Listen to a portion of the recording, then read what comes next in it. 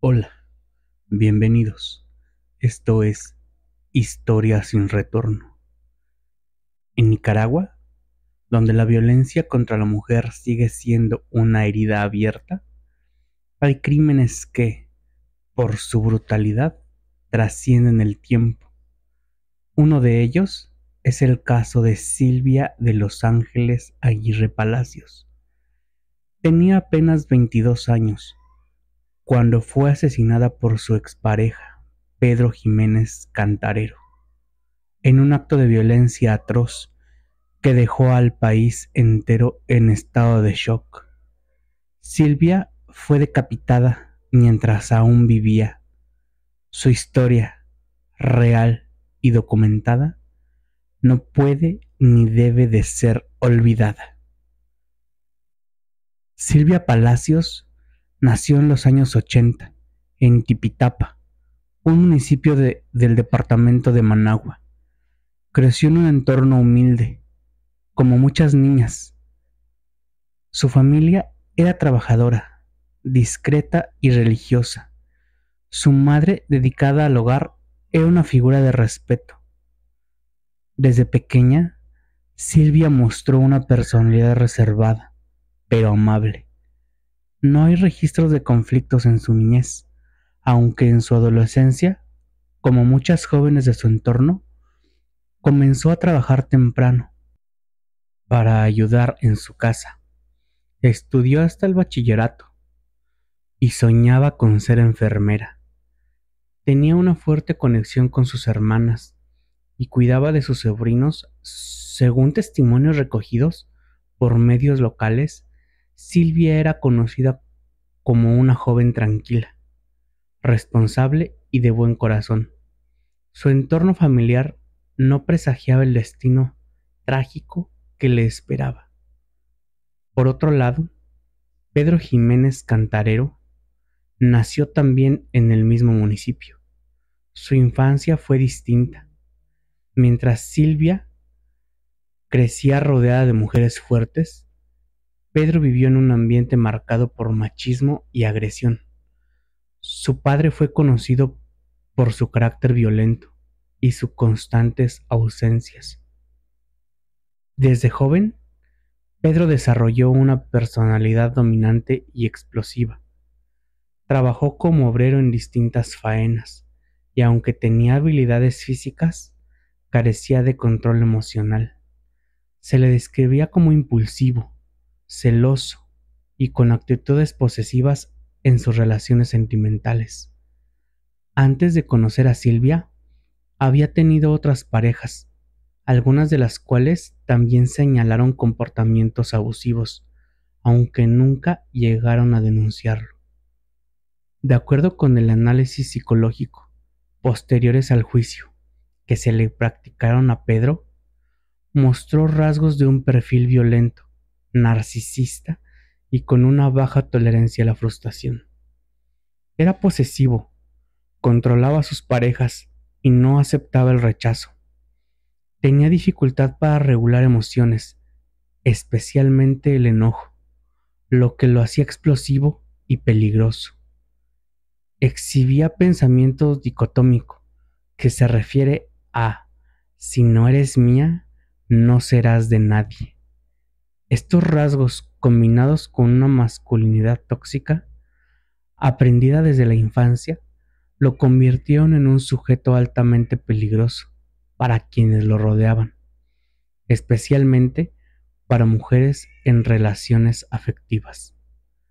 Según peritos que participaron en el caso, Pedro mostraba una estructura de pensamiento cerrada y egocéntrica. Era capaz de racionalizar la violencia, justificándola como respuesta a una provocación. Esto se evidenció durante su testimonio, en el que minimizó la brutalidad del crimen y trató de desviar la responsabilidad. Silvia conoció a Pedro cuando tenía unos 19 años. Él tenía poco más de 30. La diferencia de edad no pasó desapercibida. Al principio, la relación parecía funcional.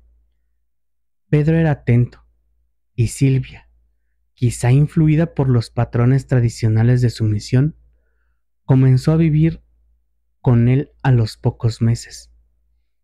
Pero el trato cambió rápidamente. Pedro comenzó a controlarla, revisaba su teléfono, le prohibía hablar con ciertas personas, la obligaba a estar en casa. Silvia se alejó progresivamente de sus amigas y su familia notó un cambio en su estado de ánimo. Varias veces intentaron intervenir, pero ella lo justificaba. Está estresado, pero me quiere. Y en verdad, hay veces que yo me pregunto, ¿qué les pasa? ¿Cuál es el pensar de algunas mujeres? ¿Por qué no los dejan? ¿Por qué no se alejan a tiempo? Los episodios de violencia comenzaron con gritos, luego empujones. Pedro usaba el miedo como herramienta de control.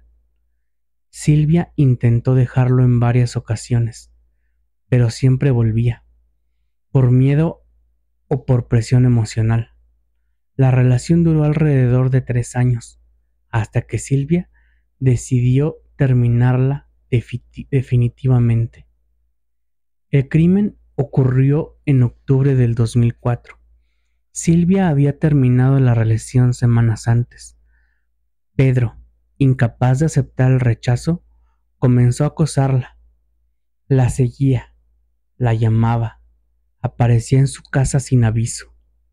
Ella se mantenía firme, pero temía por su seguridad. La tarde del asesinato, Silvia había salido a realizar diligencias.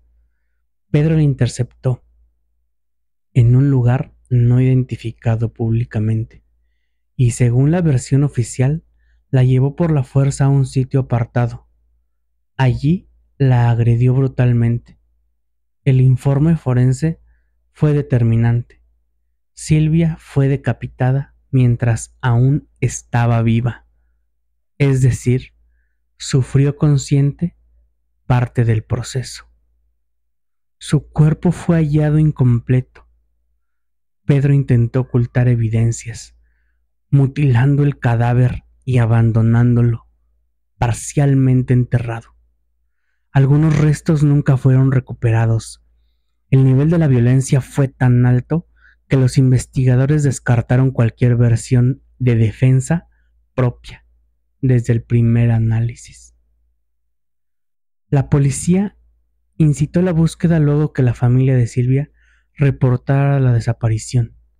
La investigación fue rápida, impulsada por el testimonio de testigos que vieron a Pedro cerca de la víctima el día del crimen. A los pocos días fue capturado.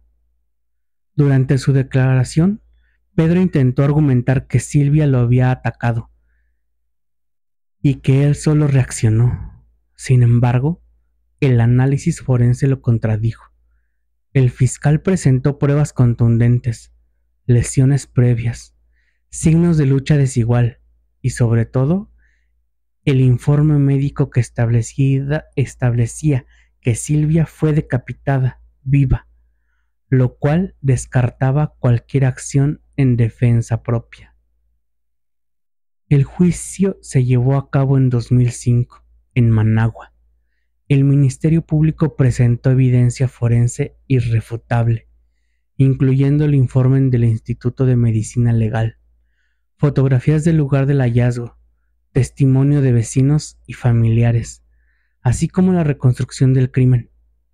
Pedro fue presentado por un defensor público y durante el proceso nunca mostró remordimiento genuino. El Tribunal Penal de Distrito lo halló culpable del delito de femicidio agravado y ocultamiento de cadáver. La jueza dictó una sentencia de prisión máxima, considerado la hazaña, la premeditación y la brutalidad del acto.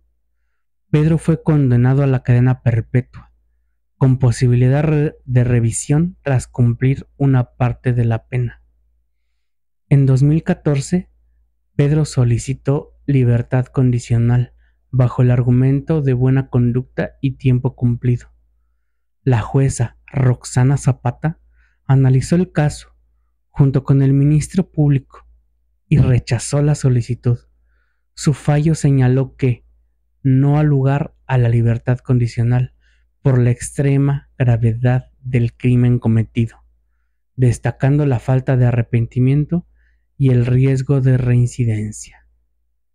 El fallo fue celebrado por colectivos feministas como un precedente para rechazar beneficios judiciales a féminas y ratificó la importancia de aplicar perspectiva de género en los procesos judiciales.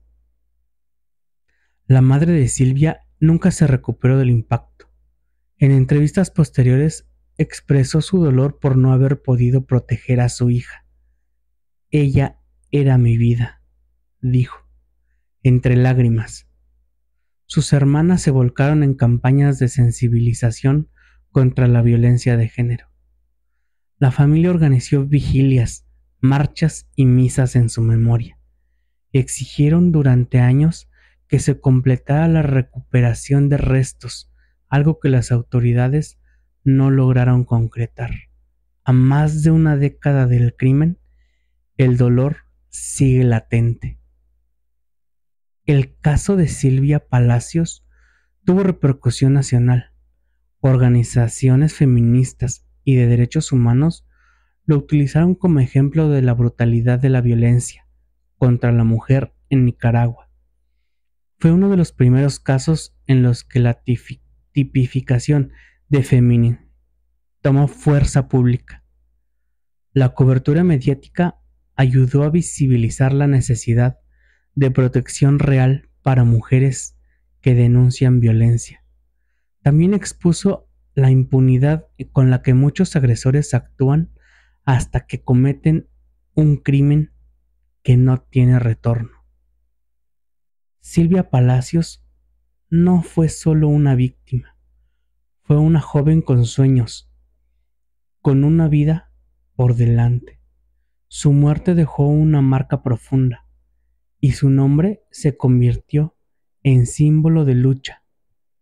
Escuelas, asociaciones y colectivos han usado su historia para educar a sus nuevas generaciones. Su familia insiste: contar su historia es una forma de justicia, es un acto de resistencia frente al olvido, porque el féminin no se borra con el silencio, y porque Silvia merece ser recordada como algo más que una cifra en una estadística. Definitivamente, el caso de Silvia Palacios es un llamado urgente a la sociedad, al Estado y a los sistemas judiciales.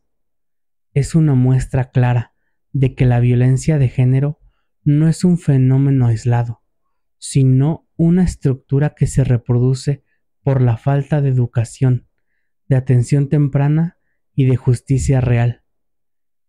Es fundamental reforzar la educación con perspectiva de género desde las escuelas, promover programas de intervención temprana en casos de violencia doméstica y mejorar el acompañamiento legal y psicológico para las víctimas.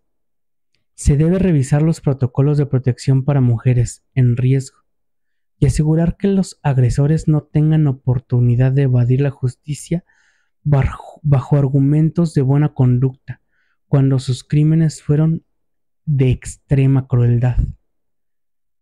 Recordar a Silvia es también exigir leyes más firmes, sentencias ejemplares y un cambio cultural que erradique el machismo, que normaliza el control, el abuso y finalmente el asesinato.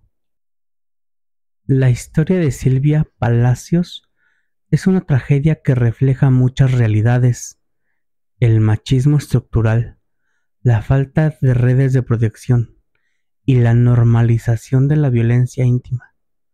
Pero también es una historia de dignidad, de memoria y de justicia. Hoy Silvia vive en cada mujer que lucha por su vida, en cada marcha que exige un alto a la violencia y en cada relato que se niega a callar. porque el mundo del crimen, y especialmente en el de las víctimas, hay historias que no tienen retorno. Gracias por quedarte hasta el final. Recuerda que aquí, en Historias sin Retorno, cada historia es una llamada a la memoria y a la justicia. Activa la campanita. Síguenos en TikTok e Instagram. También en Spotify. Nos encuentras como Historias sin Retorno. Nos vemos en la próxima entrega. Ten una excelente semana.